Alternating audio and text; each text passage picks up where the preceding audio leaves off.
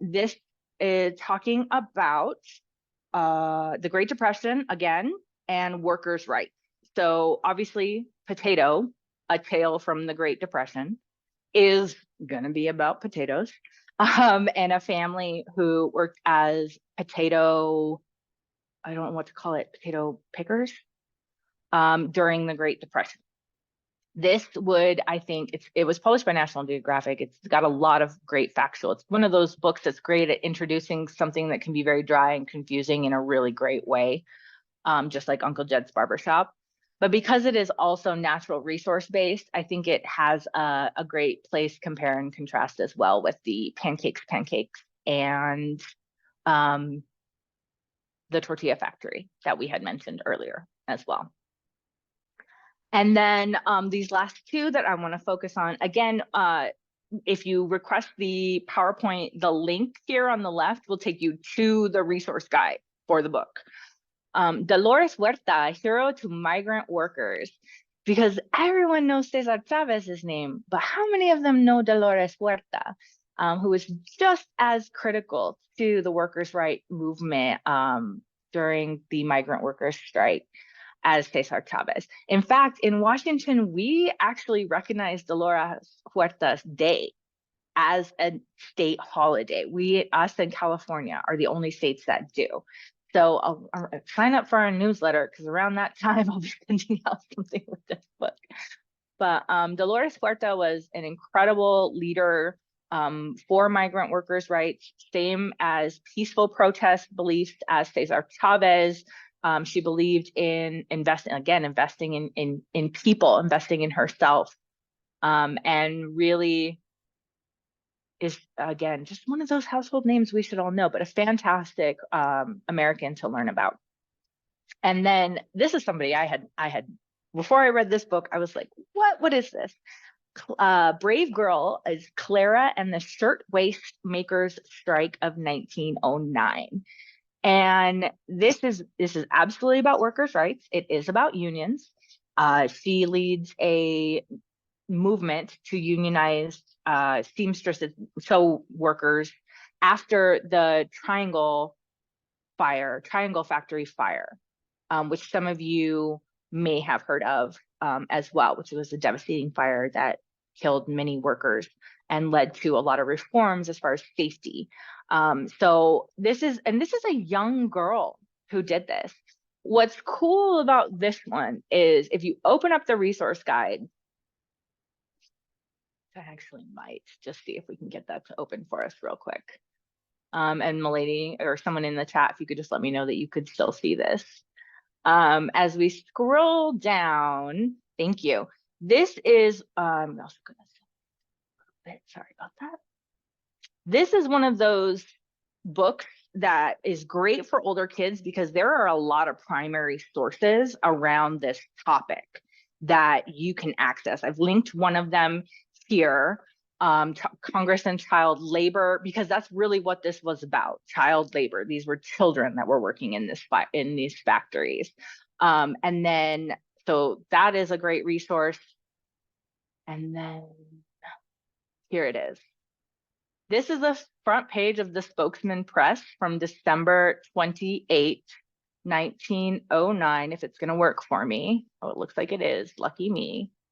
And we're looking at the front page story of the steel of this strike, and these women here in the middle are all gathered to promote this strike and encourage safety. They were a form of suffragettes. So again, just some very cool original, what's the word that I was looking for here again? Primary sources that you can use to kind of introduce the idea that, hey, primary sources, when we're understanding there are multiple perspectives and interpretations to historical events, primary sources can be our best friend. So again, it's a very interesting and different view on labor, on workers' rights. And I think depending on the age level of your students, considering that child labor is becoming an issue again, in contemporary sort of society, I think there's a lot you could dig into here as well.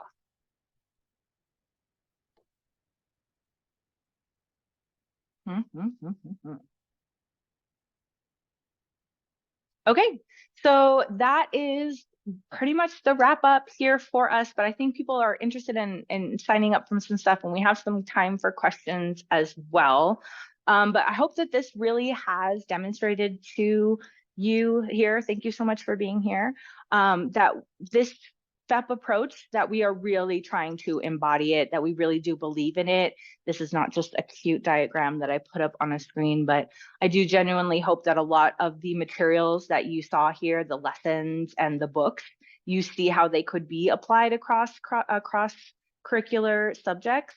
And yeah. So this is the part where I want to open it up for questions. And I also want to actually take the time, if we have extra time, I want to go through one of the lesson and resource guides really quick. So for those of you who want to get the full clock hours, if you want to stay for just a little bit more time, you are more than welcome to.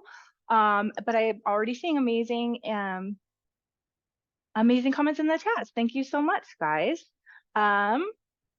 So again, if you have your phone with you and you click on this QR code, that is my digital business card, which has all of my contact information on there. I would also, let's see here,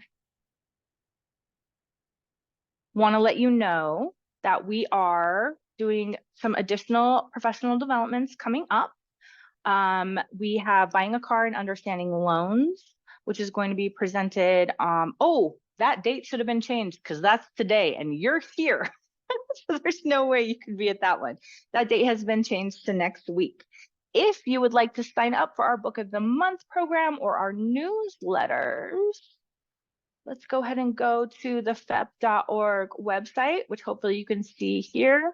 And you're going to see it right here in the top right side of the page here. You can subscribe to our website to get our newsletters, which come out weekly, as well as if you, I don't actually know if we have a link to sign up for the book club. So if you're interested in the book club and you're still in here, please feel free to just contact me directly or send me a private message with your email, and I will be able to add you to that list.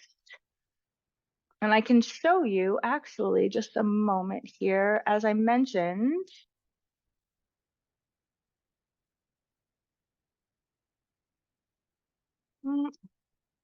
Sorry about that. Here we go. This is our Book of the Month feature. So what you'll receive in an email is this linked PDF. And so the link, each month, obviously we focus on a different book. We'll have a link to the online read aloud here. And then as you scroll down, I usually will put in discussion questions, either personal finance based or social emotional learning based. In this case, they're self-awareness based lessons. And then I also include some fun space science activities, some really just like cut or print and go. This one's a cipher wheel that kids can assemble with a little Brad in the middle, super cute. If you want to extend more, there's a personal finance literacy project about going to Mars, but with some parameters that don't make it so overwhelming to do one of those STEM activities.